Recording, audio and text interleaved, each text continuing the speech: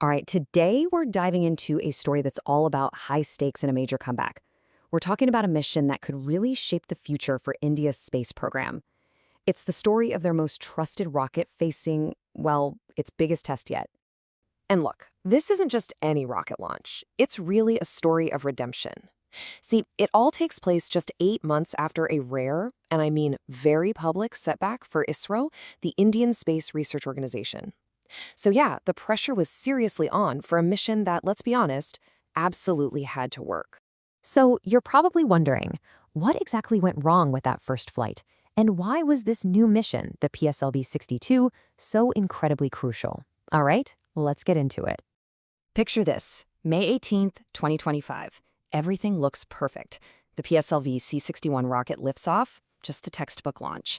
But then, 8 minutes in, disaster strikes. A propulsion anomaly, basically a sudden pressure drop in the third stage, doomed the whole thing. Its precious cargo, the EOS-09 satellite, was just lost, stranded in a totally useless orbit. I mean, this was a huge shock, and ISRO immediately put everything on hold to figure out what happened. Okay, to really get why there was so much pressure on this comeback mission, you first have to understand the hero of our story, and that's the PSLV rocket itself. You see, for decades, the Polar Satellite Launch Vehicle, the PSLV, has been the absolute backbone of India's entire space program. Seriously, it's the vehicle that ISRO, and I'm quoting here, blindly trusts. And let me tell you, that trust is definitely well earned. Just look at that number, 94 to 95%. Over more than 60 missions, it's kept up that staggering success rate. You know, in the high-stakes world of rocketry, a number like that, it's practically unheard of. And this slide, wow, it just perfectly sums up its incredible legacy. We're talking about the rocket that sent India to the moon with Chandrayaan-1, the rocket that made history sending the Mars orbiter all the way to the Red Planet on the very first try. And get this, it even set a world record deploying 104 satellites in one single jaw-dropping mission. What a resume, right? Okay, so that's the rocket, but now let's talk about the cargo on this comeback flight. Because believe me, what's on board is just as important as the ride it's taking. So the main passenger is this incredibly powerful new eye in the sky called EOS-N1, or Anvesha. Now, this is not your average camera. It's a hyperspectral satellite. The best way to think about it is like it sees the world in supercolor. It can capture data across hundreds of different light bands, which lets it identify specific materials down on Earth with unbelievable precision. And that ability, it makes this thing a true dual-use marvel. On one hand, it's a huge asset for national security. Think detailed border surveillance, strategic monitoring. But on the other hand, it's got massive civilian benefits too. We're talking everything from planning agriculture and finding mineral deposits to mapping how our cities are growing. But that's not all. This mission is also a huge showcase for India's growing role as a go-to launch partner for the rest of the world. Tucked in alongside that main satellite were 18 smaller ones, a real rideshare from Indian startups, universities, and even international partners from places like Europe, Nepal, and Brazil. But here's where it gets really, really interesting.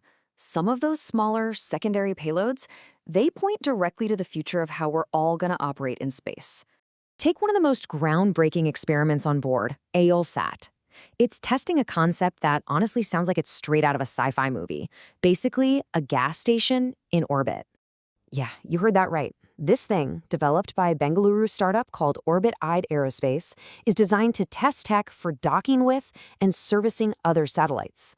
Just imagine a future where we can just top up a satellite's fuel tank when it's running low. That would dramatically extend their lives. It's a total game changer, not just for how long missions can last, but for making space more sustainable by helping us deal with all that space junk up there. And that's not even the only futuristic idea on this flight. There's another satellite, MOI-1, that's trying to turn orbit itself into a high-powered computing hub. And get this, the startup behind it actually calls it the world's first Cybercafe in space. You could literally rent processing time on this satellite for just $2 a minute. $2. So how does that work? Well, instead of beaming massive amounts of raw data all the way down to Earth to be analyzed, this satellite uses onboard AI, edge computing, to process the images right there, in orbit. This cuts down the delay, like, a lot. You get insights way faster than ever before. And inside, it's carrying Mira, the world's lightest space telescope, which weighs just 502 grams. Incredible! So, okay, let's pull all this together. You've got the failure, the legendary workhorse rocket, this super advanced satellite, and these futuristic experiments. What does this one single mission really mean? Well, the bottom line is this. This one launch had huge implications across the board. It was about restoring confidence in ISRO's most trusted rocket. It was about boosting India's surveillance capabilities with that new satellite. It was about igniting the country's booming private space tech scene. And it was about taking the very first steps towards a much more sustainable future in orbit. All of that in one mission. So yeah, it's a mission that was literally born from a failure. But its success, it could do so much more than just fix a reputation. It could actually launch all of us into a brand new era of how we operate in space.